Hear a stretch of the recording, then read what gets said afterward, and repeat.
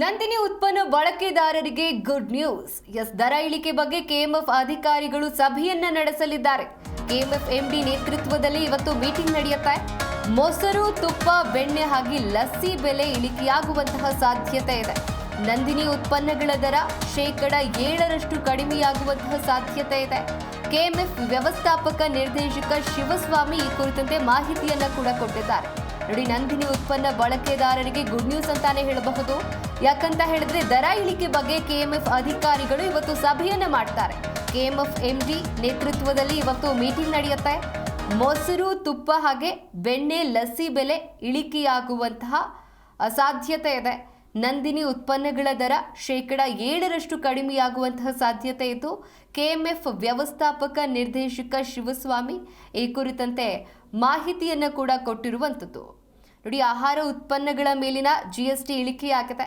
12% 5% GST ಇಳಿಕೆಯಾದಂತಹ ಹಿನ್ನೆಲೆಯಲ್ಲಿ ನಂದಿನಿ ಉತ್ಪನ್ನಗಳ ದರ ಇಳಿಕೆಯಾಗುವಂತಹ ಸಾಧ್ಯತೆ ಇದೆ. ಸೊ ಹಾಗಾಗಿ ಮೊಸರು, ತುಪ್ಪ, ಬೆಣ್ಣೆ ಹಾಗೆ ಲಸ್ಸಿ ಬೆಲೆ ಇಳಿಕೆಯಾಗುವಂತಹ ಸಾಧ್ಯತೆ ಇರುವಂಥದ್ದು. ನೋಡಿ, ಮೊಸರಿನ ದರ ಲೀಟರ್ಗೆ 4 ರೂಪಾಯಿ ಕಡಿಮೆಯಾಗುವಂತಹ ಸಾಧ್ಯತೆ ಇದೆ. ಮೊಸರಿನ ದರ ಲೀಟರ್ಗೆ 4 ರೂಪಾಯಿ ಕಡಿಮೆಯಾಗುವಂತಹ ಸಾಧ್ಯತೆ ಇರುವಂಥದ್ದು. ಸೋಮವಾರದಿಂದಲೇ ಹೊಸ ದರ ಜಾರಿಗೆ ಸೂಚನೆಯನ್ನ ನೀಡಲಾಗಿದ್ದು, ನಂದಿನಿ ಉತ್ಪನ್ನಗಳ ದರ 7% ಕಡಿಮೆಯಾಗುವಂತಹ ಸಾಧ್ಯತೆ ಇದೆ. ಮೊಸರು, ತುಪ್ಪ, ಬೆಣ್ಣೆ ಹಾಗೆ ಲಸ್ಸಿ ಬೆಲೆ ಇಳಿಕೆಯಾಗುವಂತಹ ಸಾಧ್ಯತೆ ಇರುವಂಥದ್ದು. ಆಹಾರ ಉತ್ಪನ್ನಗಳ ಮೇಲಿನ GST ಕೂಡ ಇಳಿಕೆಯಾಗಿದೆ. 12% 5% GST ಇಳಿಕೆಯಾದಂತಹ ಹಿನ್ನೆಲೆಯಲ್ಲಿ ನಂದಿನಿ ಉತ್ಪನ್ನಗಳ ದರ ಇಳಿಕೆಯಾಗುವಂತಹ ಸಾಧ್ಯತೆ ಇದೆ. ಕೇಂದ್ರ ಸರ್ಕಾರದ ಸೂಚನೆಯಂತೆ ಬೆಲೆ ಇಳಿಕೆ ಮಾಡಲಾಗುತ್ತೆ. ಇನ್ನು ಮೊಸರಿನ ದರ ಲೀಟರ್ಗೆ 4 ರೂಪಾಯಿವರೆಗೆ ಕಡಿಮೆಯಾಗುವಂತಹ ಸಾಧ್ಯತೆ ಇದ್ದು, ಸೋಮವಾರದಿಂದಲೇ ಪರಿಷ್ಕೃತ ದರ ಜಾರಿಗೆ ಸೂಚನೆಯನ್ನ ನೀಡಲಾಗಿದೆ.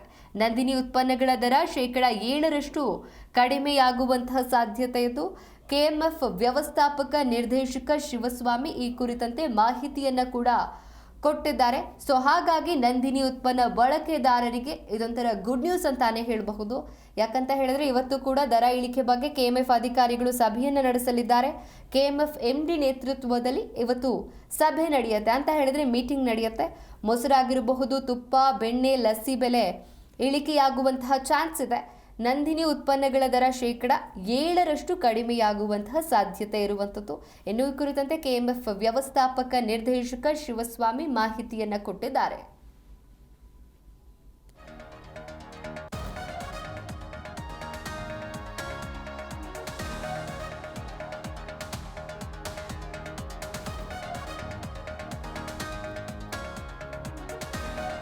ನೋಡಿ, ನಂದಿನಿ ಉತ್ಪನ್ನ ಬಳಕೆದಾರರಿಗೆ ಗುಡ್ ನ್ಯೂಸ್ ಅಂತಾನೆ ಹೇಳಬಹುದು.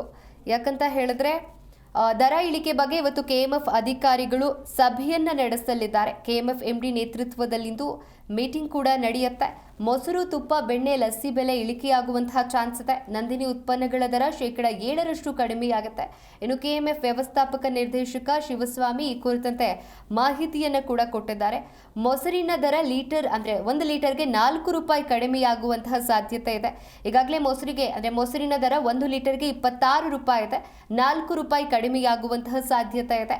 ಸೋಮವಾರದಿಂದಲೇ ಹೊಸ ದರ ಜಾರಿಗೆ ಬರುವಂತಹ ಸೂಚನೆ ಇತ್ತು. ನಂದಿನಿ ಉತ್ಪನ್ನಗಳ ದರ 7% ಕಡಿಮೆಯಾಗುವಂತಹ ಸಾಧ್ಯತೆ ಇದೆ. ಈ ಕುರಿತಂತೆ ಹೆಚ್ಚಿನ ಡೀಟೇಲ್ಸ್ ಕೊಡ್ತಾರೆ ನಮ್ಮ ಪ್ರತಿನಿಧಿ ಭವ್ಯ ಸುನಿಲ್. ಭವ್ಯ, ನಂದಿನಿ ಉತ್ಪನ್ನ ಬಳಕೆದಾರರಿಗೆ ಗುಡ್ ನ್ಯೂಸ್ ಅಂತಾನೆ ಹೇಳಬಹುದು. ಯಾಕಂತ ಹೇಳಿದ್ರೆ ದರ ಇಳಿಕೆ ಬಗ್ಗೆ ಕೆಎಂಎಫ್ ಅಧಿಕಾರಿಗಳು ಇವತ್ತು ಸಭೆಯನ್ನ ನಡೆಸಲಿದ್ದಾರೆ. ಈ ಕುರಿತಂತೆ ಹೆಚ್ಚಿನ ಡೀಟೇಲ್ಸ್ ಕೊಡ್ತಾ ಹೋಗೋದಾದ್ರೆ ಖಂಡಿತ ದೀಪ್ತಿ, ಯಾಕಂದ್ರೆ ಇದು ಸಾರ್ವಜನಿಕ ವಲಯದಲ್ಲಿ ಈ ಹಿಂದೆ ಕೂಡ ಬಹಳಷ್ಟು ಚರ್ಚೆಗೆ ಗ್ರಾಸವಾಗಿತ್ತು. ಯಾಕಂದ್ರೆ ನಾವು ಪ್ರತಿದಿನ ಉಪಯೋಗಿಸುವಂತದ್ದು ಹಾಲು, ಅಂದ್ರೆ ಹಾಲಿನ ದರ 4 ರೂಪಾಯಿ ಹೆಚ್ಚಲಾಗಿತ್ತು.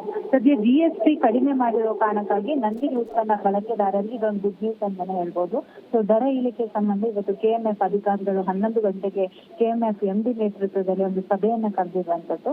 ಸೊ ಈ ಸಭೆಯಲ್ಲಿ ಅಂದ್ರೆ ಹಾಲಿನ ದರ ಇಳಿಕೆಯ ಬಗ್ಗೆ ಒಂದು ಚರ್ಚೆ ಆಗುತ್ತೆ. ಸುಮಾರು ಮೊಸರಿಗೆ 1 ಲೀಟರ್ಗೆ 4 ರೂಪಾಯಿ ಇಳಿಕೆ, ಹಾಗೇನೆ ಹಾಲಿಗೆ 4 ರೂಪಾಯಿ ಇಳಿಕೆಗೆ ಈಗಾಗಲೇ ಒಂದು ಪ್ಲಾನ್ ಅನ್ನ ಮಾಡ್ಕೊಂಡಿರುವಂತದ್ದು. ಒಂದು ವೇಳೆ ಸಭೆಯಲ್ಲಿ ಎಲ್ಲರೂ ಒಪ್ಪಿಗೆ ಸೂಚಿಸಿದ್ರೆ ಸೋಮವಾರದಿಂದ ಪರಿಷ್ಕೃತ ದರ ಕೂಡ ಒಂದು ಬರುವ ಸಾಧ್ಯತೆ ಇರುವಂತದ್ದು. ಸೊ ಹೀಗಾಗಿ ಇದು ನಮ್ಮ ಜನರಿಗೆ ಬಹಳಷ್ಟು ಉಪಯೋಗಕಾರಿಯಾಗುತ್ತೆ. ಯಾಕಂದ್ರೆ ಈಗಾಗಲೇ GST ಕಡಿತ ಮಾಡಿದ್ರಿಂದ ನಂದಿನಿ ಹಾಲಿನ ಉತ್ಪನ್ನ ಏನಿದೆ ಅಂದ್ರೆ ಮೊಸರು ಆಗಿರ್ಬೋದು, ಹಾಲು ಆಗಿರ್ಬೋದು, ಪನ್ನೀರ್ ಆಗಿರ್ಬೋದು, ಬೇರೆ ಉತ್ಪನ್ನಗಳಿಗೆ ಕಡಿಮೆ ಮಾಡುವ ಎಲ್ಲ ಸಾಧ್ಯತೆ ಇರುವಂತದ್ದು. ಆದ್ರೆ ಸಭೆಯಲ್ಲಿ ರೈತರಾಗಿರ್ಬೋದು ಹಾಗೆ ಅಂದ್ರೆ ಮಾರಾಟ ಮಾಡೋರು ಯಾವ ರೀತಿಯಾದಂತಹ ಒಪ್ಪಿಗೆಯನ್ನು ಸೂಚಿಸ್ತಾರೆ ಅನ್ನೋದು ಕೂಡ ಇಲ್ಲಿ ಪ್ರಮುಖವಾಗಿರುವಂತದ್ದು. ನಿಮ್ಮೆಲ್ಲ ಮಾಹಿತಿಗಾಗಿ